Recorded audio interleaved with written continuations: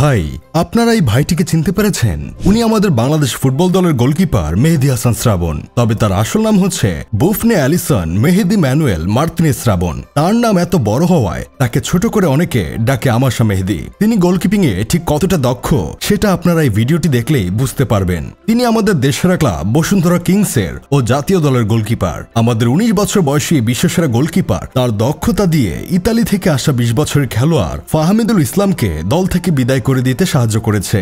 যুগান্তর পত্রিকার সূত্র অনুযায়ী জানা যায়, ফাহমিদুল দলে যোগ দেওয়ার পর কোচের উচ্ছ্বাস ছিল দেখার মতো। তবে অনুশীলনে কারিশমা দেখিয়েছেন ফাহমিদুল, এটাই ওর জন্য কাল হয়ে দাঁড়ায়। শুরু হয় সতীর্থদের অসহযোগিতা। গোলকিপার শ্রাবণ ফাহমিদুলকে বল দিচ্ছিলেন না, একবার দুবার নয়, বেশ কয়েকবার এই ঘটনা ঘটে। মেজাজ হারিয়ে ফাহমিদুল কোচের দৃষ্টি আকর্ষণ করেন। এ ব্যাপারে কৈফত চান। কাবরেরা কিছুই বলেননি, দু এক কথায় কোচও মেজাজ হারিয়ে ফেলেন। শেষ পর্যন্ত দল থেকে ফাহমিদুল বিদায়ের মধ্য দিয়ে বিতর্কের অবসান ঘটে। তবে ফুটবল বিশ্বে এই প্রথম দেখলাম কোনো প্লেয়ারের সাথে কোনো প্লেয়ারের বনিবনা না হওয়ায় ভালো প্লেয়ার হওয়া সত্ত্বেও তাকে বাদ দিতে।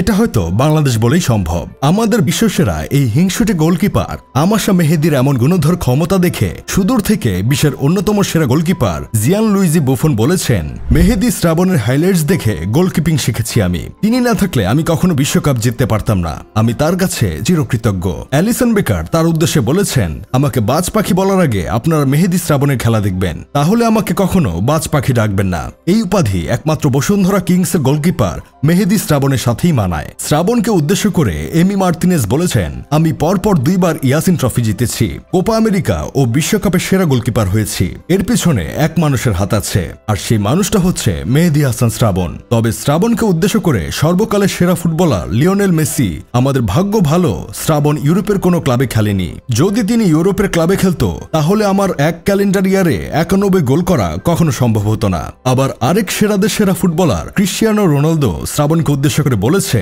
আমার ভাগ্য ভালো শ্রাবণ সৌদি লিগে খেলে না, তাহলে তো আমি 1000 গোল করার স্বপ্ন কখনো দেখতে পারতাম না।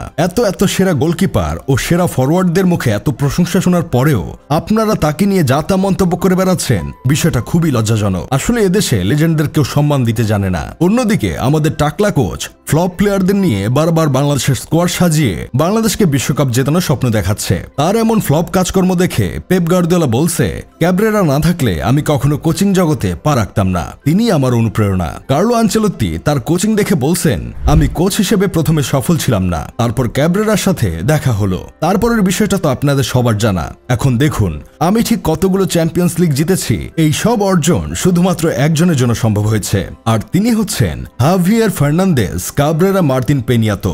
এরপরেও কি আপনাদের বাংলাদেশ দলের কোচ নিয়ে কোনো সন্দেহ থাকতে পারে? যাই হোক, শেষমেশ আমি গোলাম হোসেন একটা কাজের কথা কই। এশিয়ার সেরা গোলকিপার নির্বাচিত হওয়া গোলকিপার আনিসুর রহমান জিকো দলে জায়গা পায় না, কিন্তু শ্রাবণ রীতিমতো দিনের পর দিন চান্স পেয়ে যায়। শুধু গোলকিপারের ক্ষেত্রেই নয়, এমন লর্ড ফরওয়ার্ড নিয়ে দল গঠন করেছে যারা বল টাচ করতেই মনে হয় ভয় পায়। এখন সিন্ডিকেটকে চাটতে পারলেই দলে জায়গা পাওয়া যায়।